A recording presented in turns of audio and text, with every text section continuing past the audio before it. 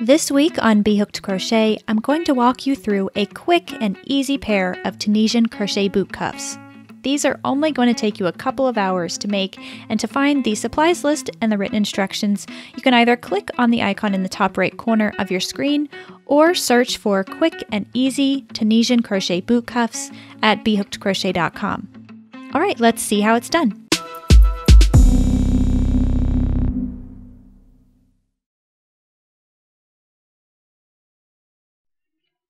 The first thing we need to talk about is the size, because this is a very versatile pattern, and although I'm going to be demonstrating in a size that fits my calf, you might want to create it in a completely different size, and you can do that, and it's very easy to make that conversion.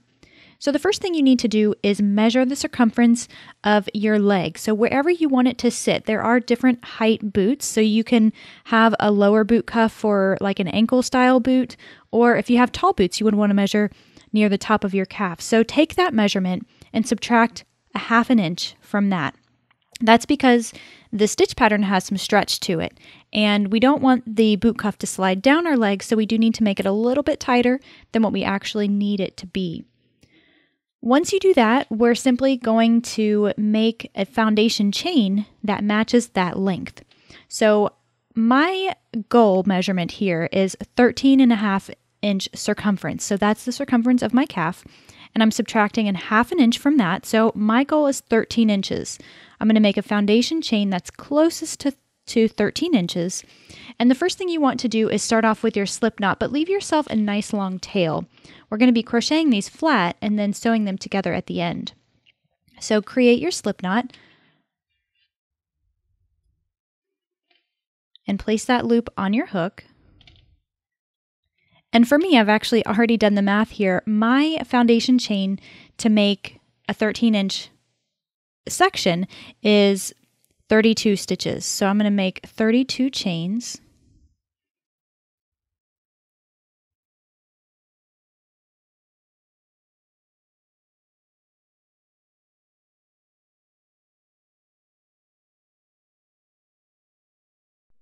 Now, once you've made your foundation chain the length that you need, or if you're following right along with me, again, I have 32 chains here.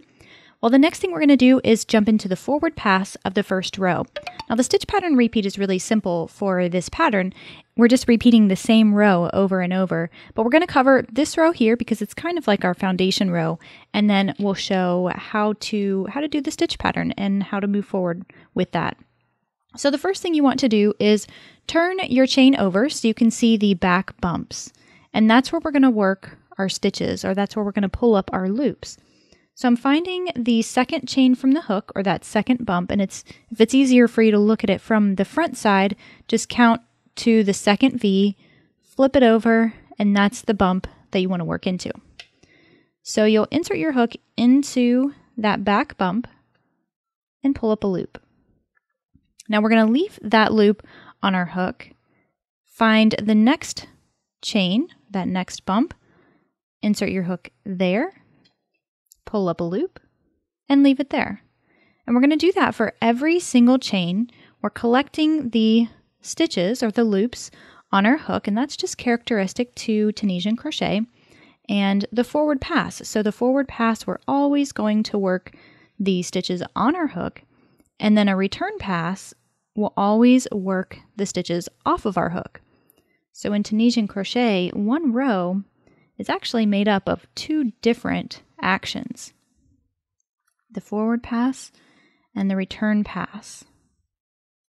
The other thing you want to be mindful of is your tension here. You don't want to make your loop so tight that you're fighting with your yarn to get the stitches on your hook, because as you can see, I have to slide these up and down. So if you make the stitches a little too tight, then it can just make for a very unpleasant experience.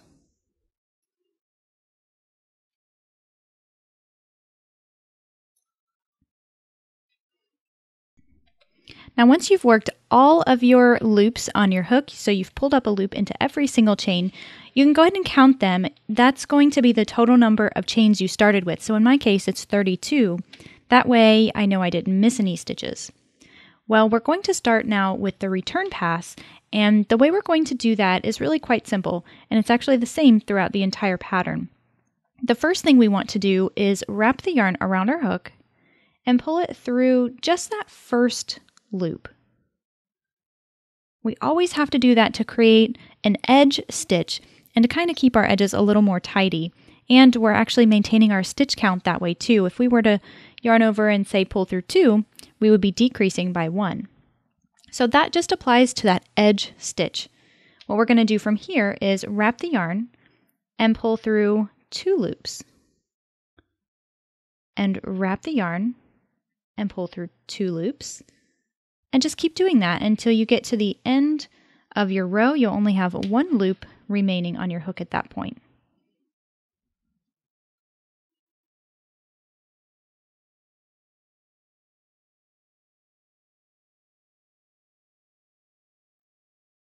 Once you've finished that return pass, you'll have just that 1 loop remaining on your hook, and we have a little mesh kind of framework that looks like this.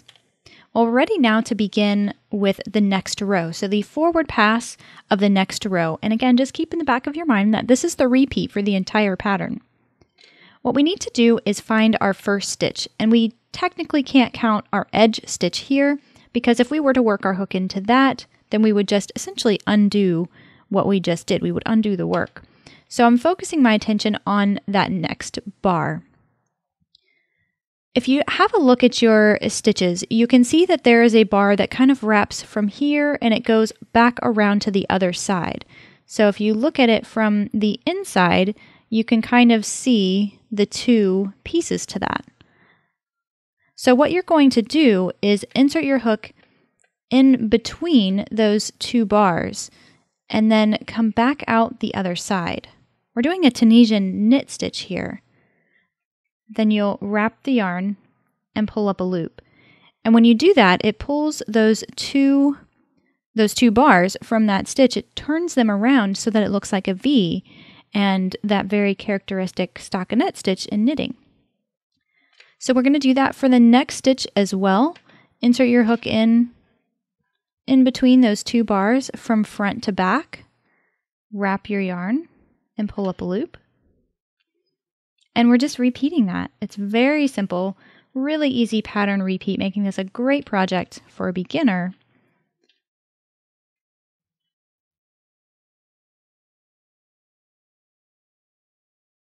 Now again, you want to be mindful of your tension here. You want to keep things loose enough that you can comfortably work with it, but not so loose that you have holes in your work. Now these holes from this side here, they'll naturally close up as we finish up this forward pass of the next row.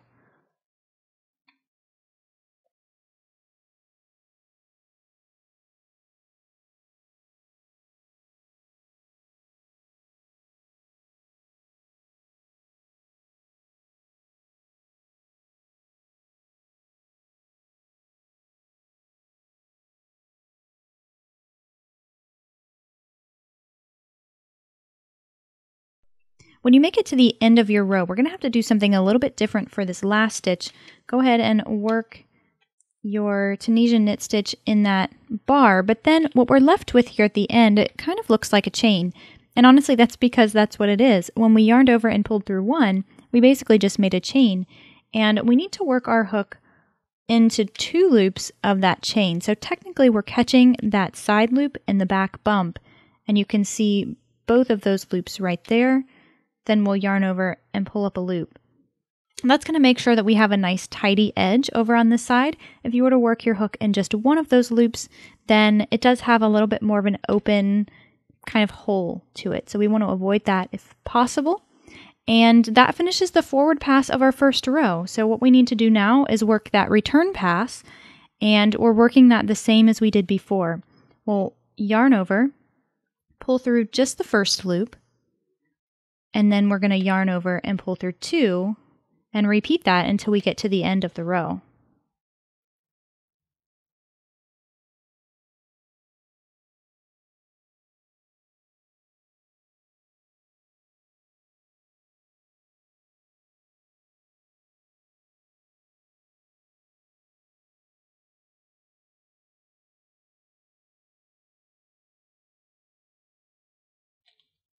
So once you finish that return pass, this is what our work looks like. And we don't see the pattern emerge just yet. We got to wait a couple more rows before we can really see it. And the other thing that you're going to notice is that it's starting to curl a little bit. It's hard to see it with just 2 rows, but the curl will get a little more pronounced as we continue working. And I just want to let you know that that's completely normal. That is a characteristic of Tunisian crochet. And for this project, we don't have to worry about it so much because once we finish crocheting the length of it, we're going to sew the 2 ends together, which is going to help with the curl. And then when we're wearing it, we're not going to see it. It's going to settle in and the curl will pretty much go away. Now, if you're super concerned about it, you can always wet block before you sew it together. And I have a resource available on that at bhookedcrochet.com/blockyourproject. I walk you through the steps of wet blocking in that tutorial there. So what we need to do to proceed is repeat that last row. So we're going to work the forward pass in the same way where we pick up the stitches using the Tunisian knit stitch all the way across the row. Then we're going to go into the return pass, and that return pass is the same. You'll yarn over and pull through just the first loop, then yarn over and pull through 2 all the way down to the end of your row. And that's it. It's that simple. What we need to do is repeat that row, that forward pass and that return pass until our boot cuff measures about 6 inches. That's the target that I'm going for. Of course, this is something you can modify. If you want a longer boot cuff or if you want a shorter one, you can make it shorter. So you're going to start your measurement from the bottom edge here, work it up until it's as long as you'd like it to be. In my case, it's going to be about 6 inches. And when you get that finished, we'll come back to the tutorial, and the next thing we're going to talk about is how to fasten off your project. So we're going to work through the forward pass and kind of bind off. It's very similar to a technique that you might use in knitting and casting off. So I'll demonstrate that. I'll talk about how to sew the 2 ends together, and then all you'll need to do is make your second boot cuff. But for now, go ahead and work up the length of your boot cuff, then come back to the tutorial and we'll talk about those finishing touches next. Alright, so once you have worked up the length of your boot cuff, you want to make sure that you have finished on a return pass. So we just have the 1 loop on our hook, and we're going to proceed with the forward pass in our bind off row. So we are still working with Tunisian knit stitches. The only difference is that instead of collecting the loops on our hook like we have been, we're going to be working them off. So we'll just insert our hook into the next stitch as we normally would, so from front to back, and then pull up a loop. And then you're going to pull that loop through the first loop or through the other loop that's on your hook. And so we've just binded that stitch off. And we're going to repeat that all the way across. So insert your hook into the next stitch, pull up a loop, and then pull that loop through the loop on your hook. And continue working that across your row.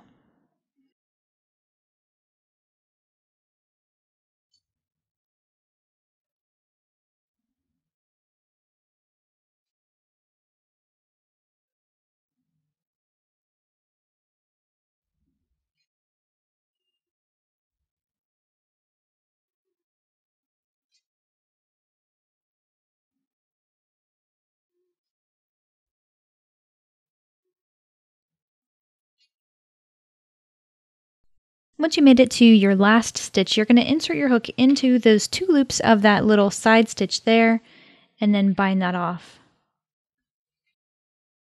And we can just trim our working yarn and pull that tail through the loop on our hook. Now the next thing we need to do is seam the 2 ends together. Well, the first thing you've probably noticed is how much this is curling. And I mentioned earlier that this is just a characteristic of Tunisian crochet. It always does that, and it's the result of not turning our work as we go. So when we're working always on the same side, then the yarn is constantly being pulled in the same direction, and that causes it to curl up. Now, normally the way we would fix that is to wet block, and you can absolutely do that if you would like to. However, it's not really necessary because we are going to be seaming the 2 ends together, and you're going to wear this around your leg, so you're not going to see the curl. So what we need to do here is fold the two ends together so that we're looking at the right side of the work. So that's what looks like that knit stitch. And then take the longer of your two ends and just thread that on your darning needle.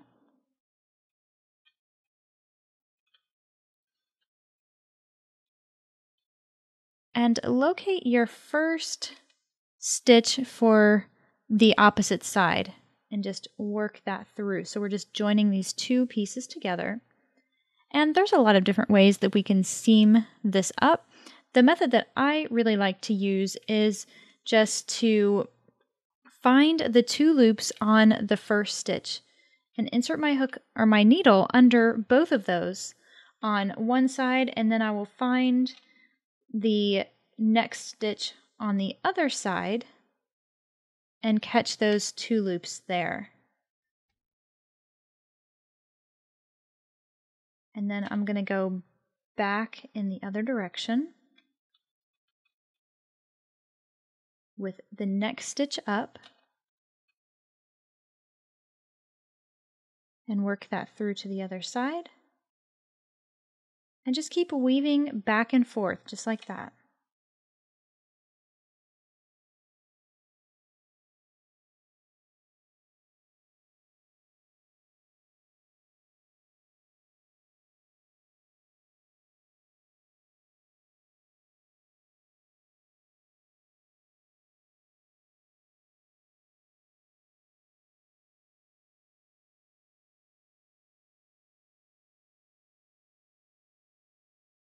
Then once you finish your seam, we can go ahead and turn it inside out, and that's where we'll weave in our ends. So the reverse side of the Tunisian knit stitch looks a lot like the Tunisian purl stitch. It's really bumpy, and so it makes it really easy to hide our tails in there because we've got so much texture to play with. We don't have to worry so much about seeing the end. So what I like to do is just work my needle around a row of bumps, just like this, so like the purl bump. Work it through in one direction, and then maybe jump down to the next row and work it just like that. So I'm just sort of weaving it around. And once you're comfortable that that's nice and secure, go ahead and trim that off, and we'll weave in the next one.